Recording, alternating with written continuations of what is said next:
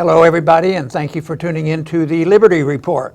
With me today is Daniel McAdams, our co-host. Daniel, good to see you. How are you this morning, Dr. Paul? I am doing well. What kind of a program do we have for today? We've got an easy one for me, so I'm just taking it easy. You're in the hot seat. You got to answer questions from our I might have to have some help on the answers. I don't know that I can do that. Okay, let's give it a try. But, we're grateful for these, and we have a good time doing it. So the first one is going to be a combined question. If we can have the first one come up. We're going to read two, and you can put them together. This is from Open the Debates. He's asking, how does the two-party duopoly get away with restricting Americans' choices to two uninspiring parties every election?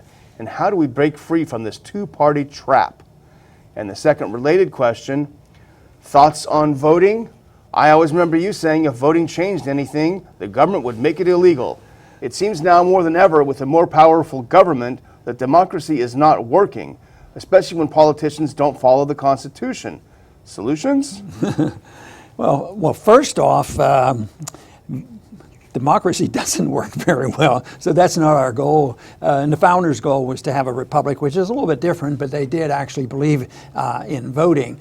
I don't think they really had a design to have a two-party system like we had today. They were a little bit more optimistic. They thought they'd have no parties, and yet immediately, though, they'd have one party, and it was divided, and it evolved to the point where what we have today is a two-party system.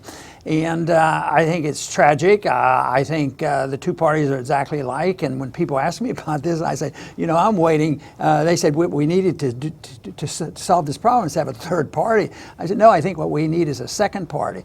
But the party system is just a reflection of a problem that we have, because the beliefs that people have are more important. If you have a single party and you didn't have a two-party system, or you had five parties, the thing that dominates and directs a country is what kind of a philosophy they have as far as economic understanding, what do they think about civil liberties, what kind of a foreign policy we have. And in many ways, we don't have a two-party system because they're dominated by the same ideas. They're all interventionists, basically. They want to intervene in our personal lives. They want to intervene in the economy, and both parties strongly support intervention overseas. So the parties are secondary, but that's what we have today, and it's a mess, and we have to sort of put up with it. And the voting is a tricky question because people who tell me it's not worth it, I'm not going to go vote, this sort of thing. And I respect them for that because they're not voting for the right reason. They're looking at it the way I just described. It doesn't make a lot of difference. But then the other answer is, Ron, you've been involved. You've been working hard to get elected. I did, and when I was doing that, I was not trying to be part of the system as much as using the system to promote something I believed in. So it wasn't like, boy, I'm going to win and have another Republican seat here and there. No, I always assumed that the vote was going to be a reflection of what I believed in. That's why it was very important for me to get my message out and make sure that I wasn't tricking anybody. I didn't want to be elected because I was going to promise more stuff than anybody else. And I wanted people to look in my direction because what I was promising was self-reliance and responsibility and taking care of oneself. So the voting is important in that sense because it's a measurement of how successful a person is. So I was involved, but for the most part, if somebody comes along and starts voting and they get into trouble or somebody's unhappy, it's ignored. Sometimes it's ignored. And sometimes, believe it or not, in politics, when they're really, really eager, they cheat. They cheat on these campaigns, and I've been involved in those campaigns where they literally steal elections. So even in the presidential races, there was a lot of shenanigans going on, but I guess that's a reflection of human nature. But the system that we have, I think it's the best we have, and we can work with it. I tried to make it work for the cause of liberty, but then in itself, it's not a perfect system. The perfect system would be very, very minimal government, and most of the government we come from individuals and family life and community life. But we're a long way from that, so we have to make the best of what we have. And it is difficult, but I think motivation is important. I have a lot of young people come up to me after I give a speech, and they're excited. Oh, this is a great message. I want to be a congressman. And what should I do? I said, don't set that as your goal. just for the prestige of being a congressman, I think it's the wrong thing to do. But if it comes in place, and I think there's a lot of luck in politics, where you are and what happens and how things work out. But having a goal of being in politics and really thinking that we're going to sway these elections and change the country, no. The only thing that will direct the country in a certain direction will be the philosophy of government and what the people think government ought to be doing. All right, and now let's tee up number 2 without skipping a beat here. The second question comes from Michael Alford. Even though it's unconstitutional, does the government have any sort of obligation to people who have had money stolen from them for their entire lives through Social Security withholding? Is there an easy way out of this?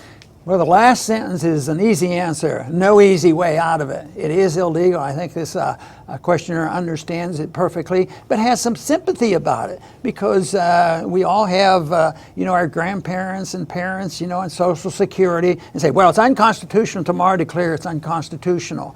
Well, already it's being dealt with because it is a Ponzi scheme. The people, who paid into it, so far they're getting what they put in plus more because we're just robbing it from the next generation.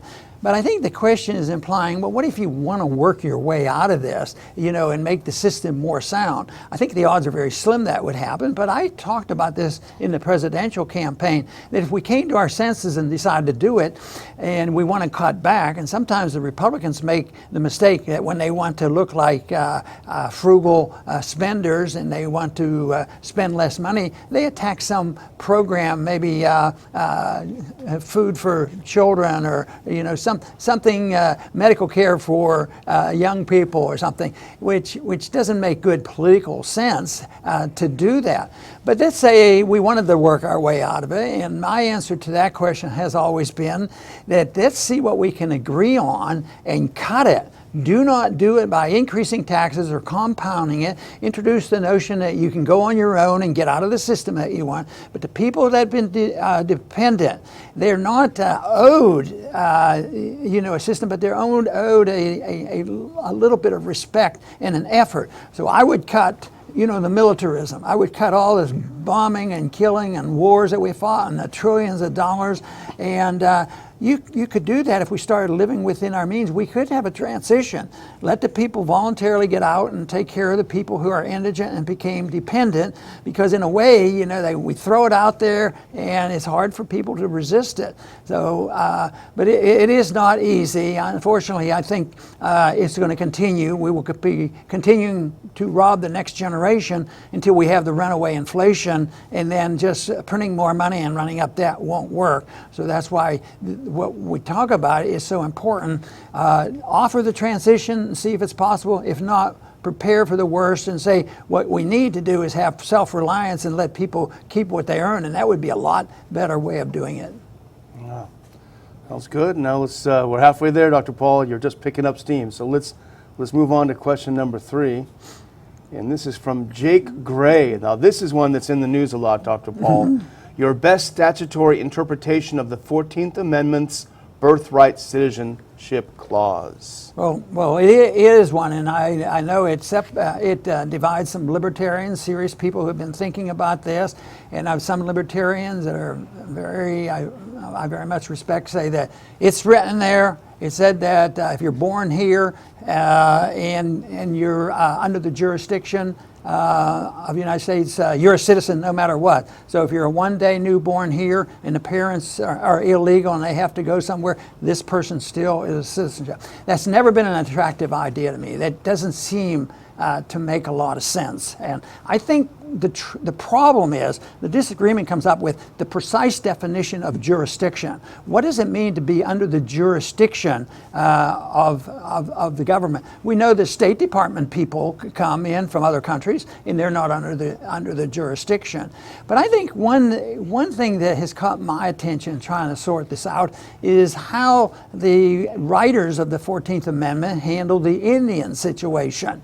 So they write it, and they say, well, yeah, anybody born here is a citizen, except for Indians. Oh, they're not born here because they were born on a reservation. No, they weren't. They were born in America, and the reservations were hardly independent nations. They were sort of a camp where we rounded people up and put them in.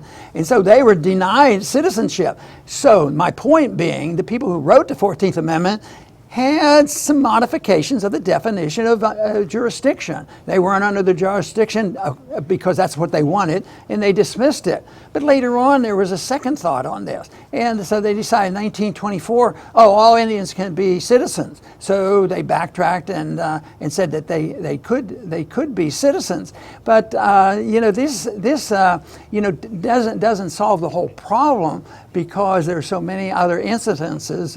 But I think the important point here, which is appropriate for the current discussion, is, all right, let's say the people have come around to my definition of wanting to change it. How would you do it? If you were president, would you just write an executive order and do it? No, I wouldn't do it, because I don't believe that's the way it should be done. There's a lot of discussion that can go into the 14th Amendment overall, but if you're dealing just with this jurisdiction, I would treat it as a congressional issue. When they decided to exclude Indians and then put the Indians back in as citizens, they didn't alter the amendment. They didn't go back and have another amendment like they had to do when they had prohibition of alcohol. What they did is they went to the Congress, and the Congress passed a law and made the adjustment. So I would think that hopefully that we will deal more with this precise definition of jurisdiction. I think that a lot of people now think that it's not, this broad definition is not a good definition, but they're also torn in with this issue of being a strict constitutionalist to say, if you're born here, you're a citizen, and you have to be under the jurisdiction. Well, I think that's a tricky term, and I think it should be clarified, and I would do it with legislation. I do not believe you have to change the Constitution. All right. Now we're going to the final question. This is going by nice and quick. Good answers, and this is from Wisconsin. Taxes. What makes the income tax inherently worse than any other tax? Isn't what's more important how much money being stolen, not where it's coming from? I think there's a good point there to raise the question, doesn't it make a really difference on where they take the money, get it? And I guess there are some economic numbers that you could, maybe on the short run, get a statistic and say, well, if you take $10 billion from a sales tax versus $10 billion from the income tax, that maybe the economic harm might not be too dissimilar. But for philosophical reasons and personal reasons, the income tax is the worst of all ways of raising revenues. And I think what it does, it establishes a principle that the government owns us. We have a right to our life and our liberty, and we have a right. We should have a right to the fruits of our labor, and that should be an extension of our life and liberty.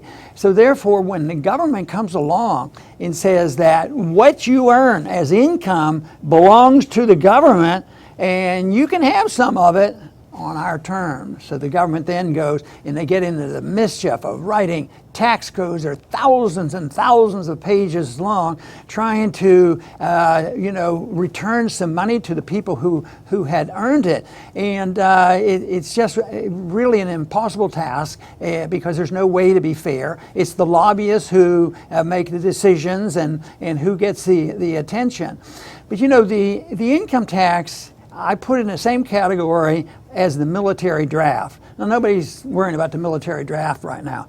although military registration is there, the state, the powerful state, our government still says, if we need you to go fight a war and it's unpopular, but we really need you to fight for our safety and our Constitution and our liberties, we own you, so you will register, you belong to the government, and this is why, even though the draft is not going on now, I argue strongly, don't have a registration for a draft. And if there's a war coming and somebody's going to invade us, people should volunteer and be willing to fight for their country. But when you have a draft, it means that, oh, you want to send people to Korea, who wants to go to Korea? Or you want to send people to Vietnam. It was a lot more complicated for those wars than it was for World War II. But World War I, it was started, and that was very detrimental. But it's ownership.